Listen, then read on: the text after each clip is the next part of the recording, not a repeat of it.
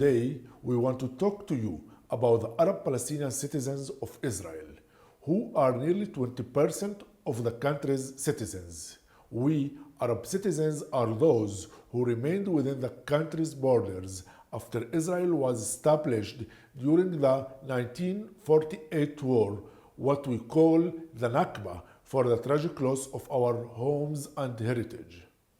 Although full Israeli citizens by law, we Arab Palestinian citizens of Israel have faced discrimination since the founding of the state. In recent years, the Israeli government took the first steps toward recognizing the material discrimination Arab citizens face. It has started to increase budget allocations for Arab citizens in certain areas in an attempt to close socio-economic gaps. Despite this positive step, the state hasn't recognized a basic and essential fact necessary for the creation of a truly democratic, equal, and shared society.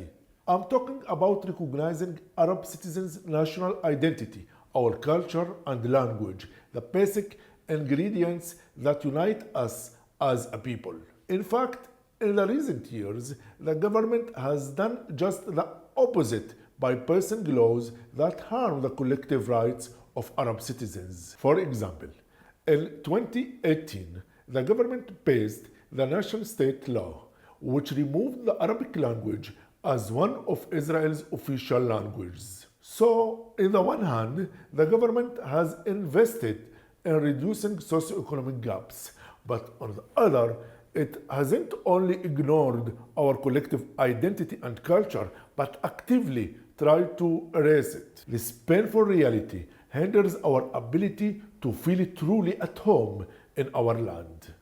Moreover, it creates a sense of alienation between Jewish and Arab citizens, and in turn feeds into the mistrust between the two communities. This is why Israel's great challenge now is to fully recognize Arab society and their collective rights within Israeli society, and to take concrete measures to ensure this recognition become part of the daily life of Israeli citizens. Without this change, neither a shared society based on mutual respect nor full equality will be possible. Sikui is a shared Jewish and Arab non-profit organization that's been working for the past 30 years to advance policy change for equality and partnership between the Jewish and Arab citizens of Israel, the basis for a shared society. You might wonder what we mean by a shared society. A shared society is a fully democratic society based around the very simple idea of seeing and valuing each other's collective identity and creating a social fabric that is built around trust and equality. This is why we demand that the state recognize the culture, language, and collective identity of both Jews and Arabs who live in this land, in turn fostering a culture of respect, mutual appreciation, and understanding. To achieve this, at Sikui, we work to advance the presence of Arab language and culture in the public arena. Moreover, we ensure that the Arab Palestinian community is equally and fairly represented in the national media. Our work sets about establishing a public consciousness that recognizes Arab society as an integral living and breathing part of the State of Israel. The current reality is that Arab citizens of Israel are forced to assimilate in Hebrew-speaking place of work, higher education, or even leisure centers. This means that we are automatically exposed to Jewish culture and language. The opposite, however, is not true.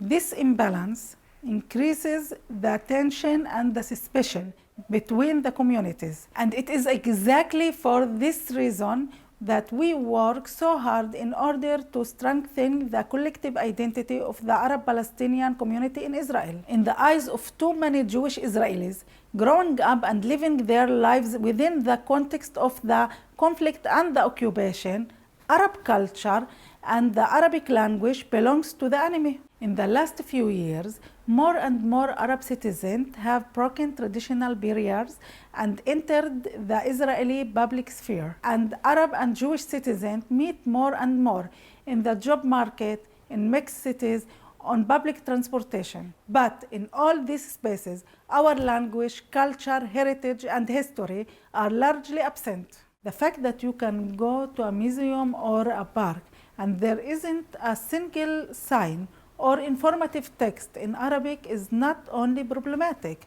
it is hurtful. You have to understand the fact that I turn on the news and they don't report about my community, it is really a problem. Our goal is that every shared space will provide a sense of equal belonging for both Jews and Arabs. One of our biggest and most successful recent campaigns has focused around the presence of the Arabic language in Israel's public transport. Thanks in large part to our relentless advocacy, all buses across the country now have signage in both Arabic and Hebrew. We've also had success in pushing cultural institutions, such as leading museums toward including the Arabic language in their information, signage, and activities, with the goal that Arab citizens feel welcome to join public art spaces, rather than alienated from them, and in turn, for Jewish citizens to finally feel comfortable with the presence of Arabic, the language of a fifth of Israel's population. It might come as a surprise to some, but Jews and Arabs have a completely segregated schooling system. I, as a Jewish Israeli, went to a Hebrew-speaking school, almost never met Arab citizens through school or never read anything about a Palestinian author, a poet, or learned about Palestinian history. Each education system has its own curriculum. As such, we're not only creating a culture of segregation, but raising a future generation of Israeli citizens who simply don't know one another in any way. In order to build a shared and equal society, education is the first step. As such, we're working very hard in order to ensure the educational curriculum in Hebrew-speaking schools teach pupils about our Palestinian community in Israel, instigating a culture of respect, recognition, and most importantly, trust. Just a couple of weeks ago, after years of working together with other organizations toward this goal, Education Ministry approved a recommendation to require teacher training courses to include a segment on shared society. Can you imagine that until now, teachers in Israel could finish 4 years of training and a long career teaching without ever learning about Arab society or visiting an Arab city, or for that matter, learning how to deal with racism in the classroom? In the polarized and segregated reality in Israel, many Jewish citizens are exposed to the Arab community only through the media. This means the media has a huge role in shaping the political and social consciousness of Israeli society and must represent and give expression to the Arab community in an equal and productive manner. Our research shows that only 2% of interviewees and speakers on television and radio programs are Arab. The underrepresentation of Arab citizens in Hebrew-speaking media deepens a discourse of separation, alienation, and hostility toward the Arab community. To address this problem, one of the things we did at Sikoy was to launch an innovative project called the Representation Index, in which we systematically measure the number and percentages of Arab interviewees in mainstream media. Since we started this project in 2016, there has been significant change. We have seen a steady increase in the percentage of Arab interviewees. We are there not only to call out unfair or underrepresented stories of the Arab community, but also to create a positive culture of change where we celebrate significant achievements gained by members of the community and feed these stories into the mainstream media. We believe that the media and the education systems in Israel can and must become significant actors promoting recognition of a true shared society and a greater mutual respect between Jews and Arabs, and we are pushing it to do so. The State of Israel must recognize the Arab society as an integral part of the Israeli social fabric, with a rich identity, history, and culture that must be welcomed, celebrated, and fully integrated into everyday life.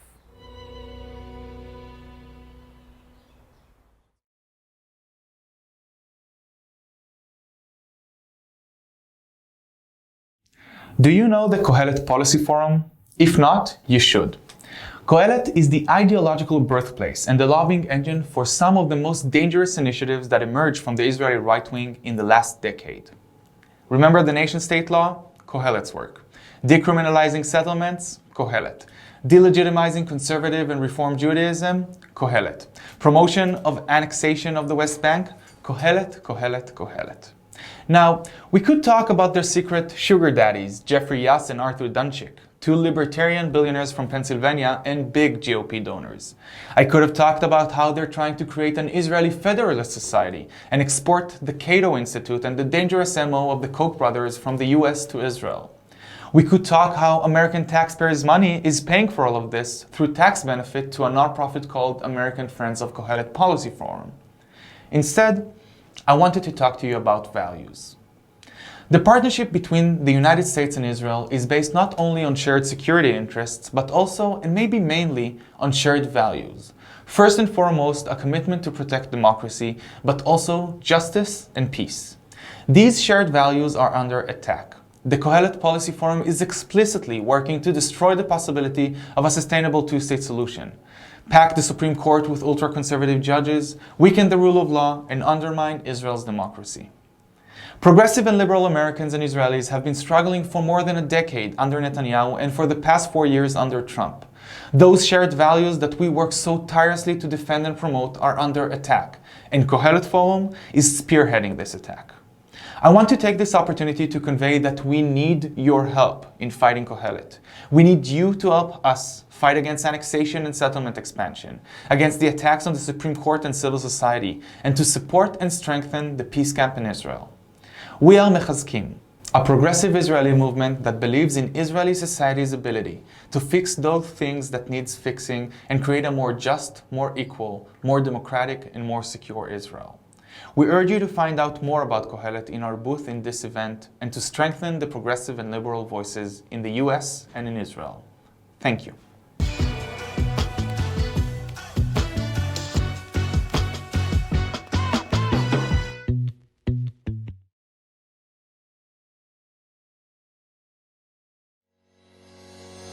The national arena here in Israel does not leave much room for optimism.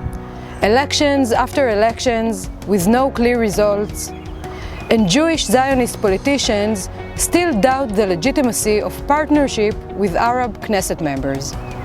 On the local level, however, there are reasons to believe in a brighter future, with new and old partnerships of Jewish and Arab council members in the mixed cities. I'm Ruth Levin-Chen, and I'm the director of Shared Cities Initiative at the Abraham Initiatives.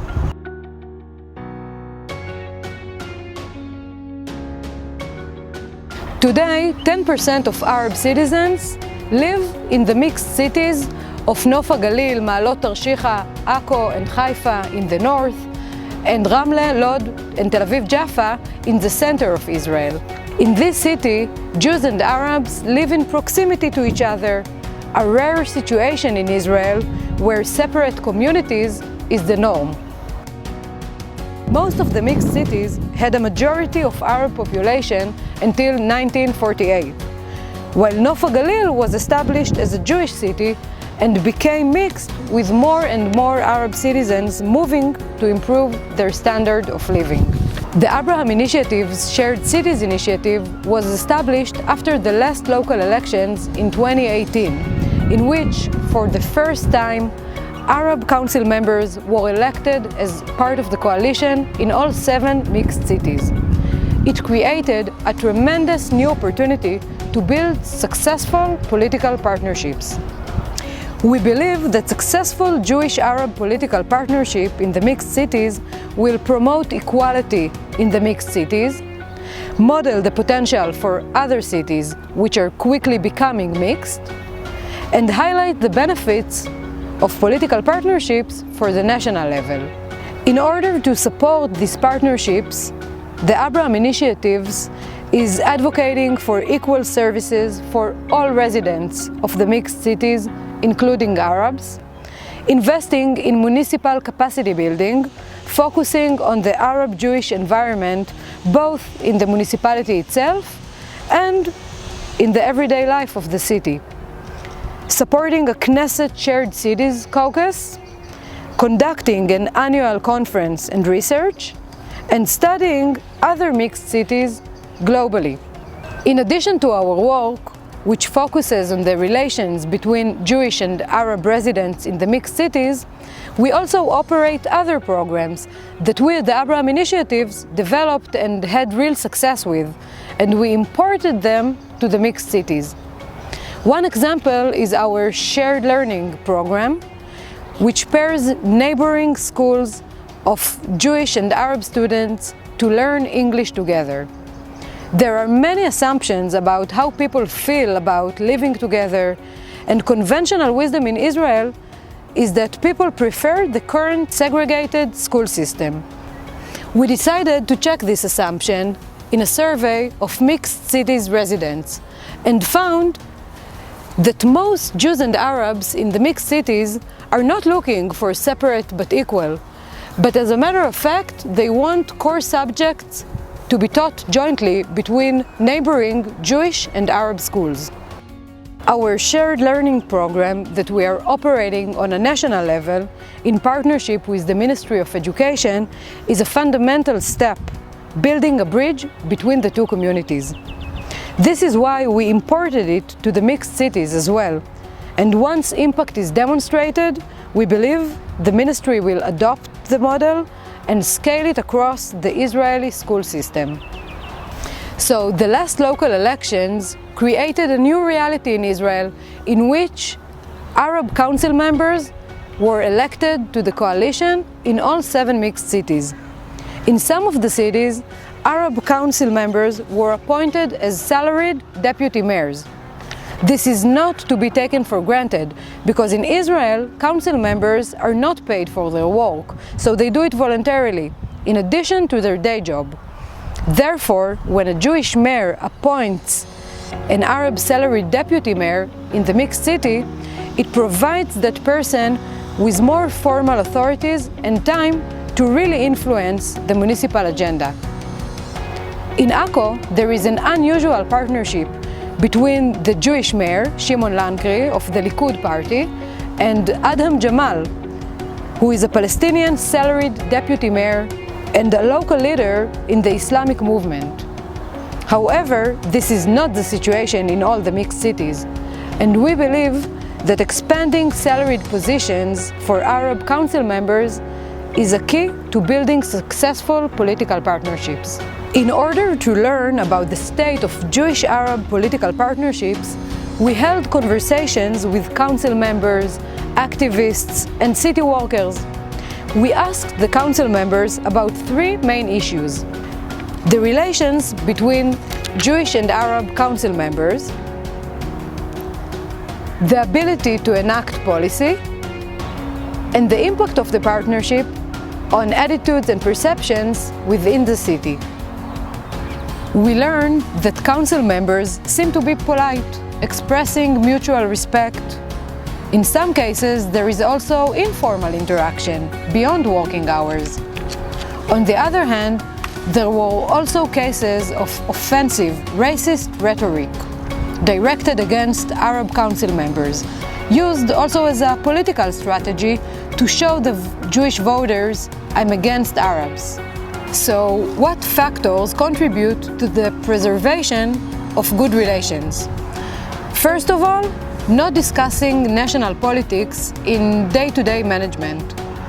Second, focusing on the role, which is improving the municipal services. And finally, most of the interaction occurs through the mayor or the council executive, which results in a lower level of interaction between the Jewish and Arab council members, which has, of course, negative sides as well. These 3 factors really seem to promote good relations. Although there are definite benefits for being a part of the coalition, Arab council members in the coalition also face some major obstacles. They are always in a marginalized position as a national minority, thus having difficulty to voice opposition from their place in the coalition. They are obligated to the agenda of the municipality, even when it's problematic for the Arab residents, which exposes them to criticism from Arab voters. And the significant investment of time is done voluntarily, as I have mentioned earlier. What needs to happen in order to improve the political partnerships in the mixed cities? Inclusive and equal messaging from the mayor is the most important factor. Recently, the mayor of Ramle, Michael Vidal, who participated in our Arabic course, used his newfound skills to record a message for the Arab residents in Arabic. سكان رملة الأعزة، أنا رئيس البلدية ميخائيل فيدال. Asking them to comply with the COVID-19 guidelines. Such an action demonstrates how a mayor can show the Arab residents he cares for them and he considers them valued constituents and works to connect with them. The appointment of Arab deputy mayor as a salaried position in every mixed city is also a must. It is not just a symbolic step, but it also provides a real chance for Arabs to influence the municipal policy and agenda. In conclusion, the mixed cities offer an opportunity for a real Jewish-Arab partnership that can shape the cities and have a positive impact on the relations of Jewish and Arab residents. Hard work is needed, but success benefits the mayor, the council members, and all residents, Arabs and Jewish. We believe that the shared political partnership in mixed cities provides a meaningful model that will influence beyond these communities. Jewish-Arab partnership is the only way forward for a national politics that promotes equality and shared living for all Israeli citizens.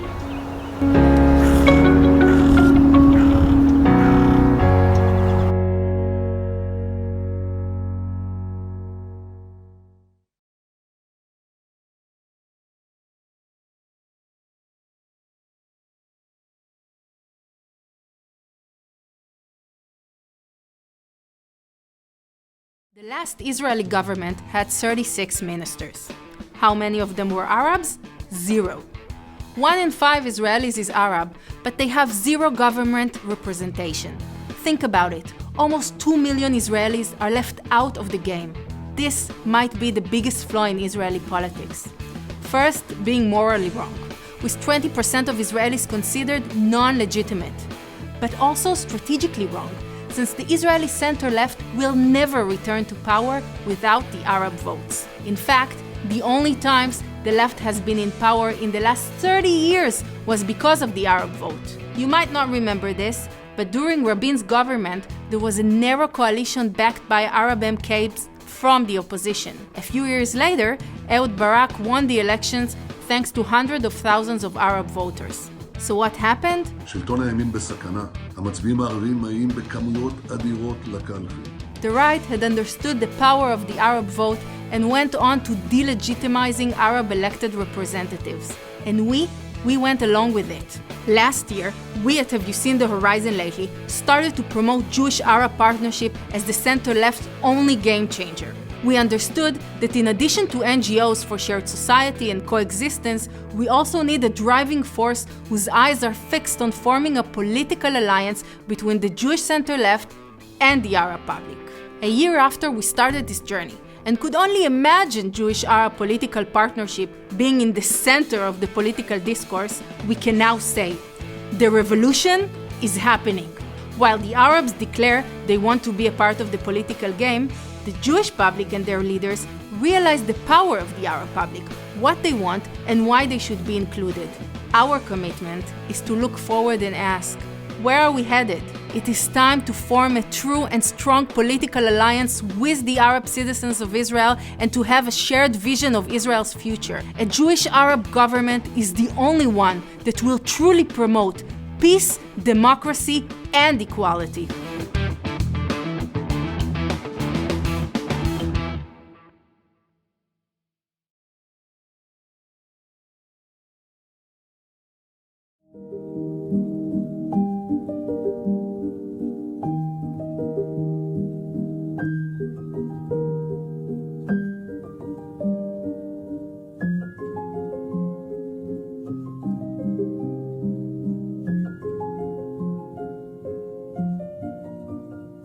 in any moment, the executive branch, the government, can take over, undermining the role of the Knesset and the courts. And this is a huge danger for democracy, and we were the first one to stand up and say, wait, a state of emergency and emergency regulation cannot take over all the democracy.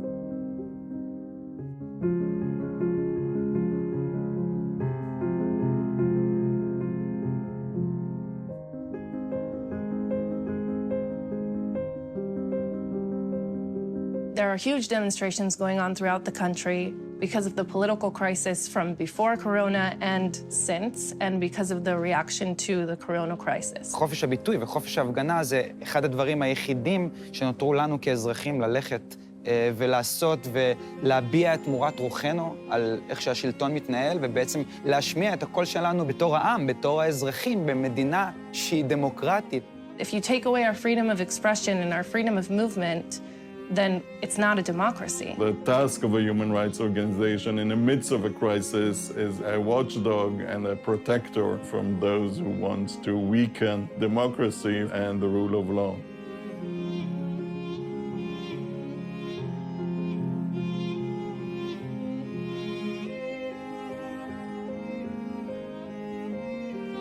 אתה ראית את הקטנים שלי מקודם, הנכדים, מדברים על ההפגנות. הערך הכי חשוב שהם יבינו שהם שווים. שיש להם משמעות לעובדה שאם יש להם מה להגיד, יש להם את האופציה ללכת ולהגיד את זה. זה ערך חשוב, שגם ילדים קטנים שעוד לא מבינים כלום, הם יודעים, אנחנו שווים.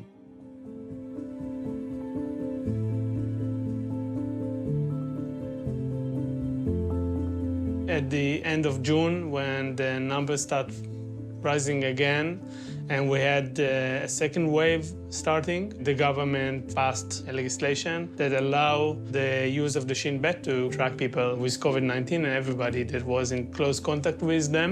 This means that I can be walking down the street, and if I walk past someone who later will be found to have had corona, that I might get a message from the Ministry of Health that I need to self-quarantine for 14 days. Another very extreme tool that was given was allowing the police to receive data from the cellular companies to know the location of everyone that was quarantined.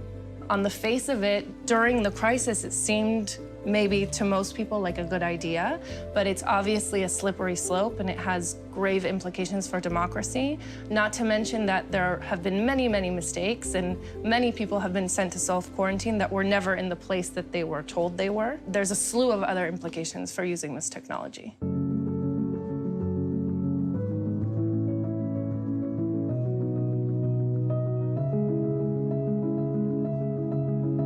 Widening the powers of the security services to get involved in a civil health crisis is very dangerous. It's turning Israel to a surveillance regime that we don't want to live in and is in contradiction to basic values of a democracy and freedom. If you become a country that's using mass surveillance tools, people know the government can know where they are, where they were, who they were meeting with, and totally invading our privacy, then there is no democracy. Approving the secret security to track civilians for a civil crisis sets a precedent for whatever the next crisis may be. It's not that other countries aren't fighting corona using technology, they are, but they're not doing it in the same manner.